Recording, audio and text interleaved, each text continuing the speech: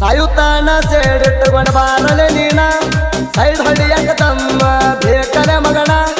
ಇಟ್ಟರ ಕಣ್ಣ ಬಿಟ್ಟಿರನ ಅಂದ ಮಕ್ಕಳನ ನಿಮ್ಮ ಇಡೀ ಮಂದಿ ಬಂದ್ರು ಹೆದರನ ನಾ ಹೆಂಗ ತಿಳ್ಕೋಬೇಕೆಂದು ದೋಸ್ತ ನೀನ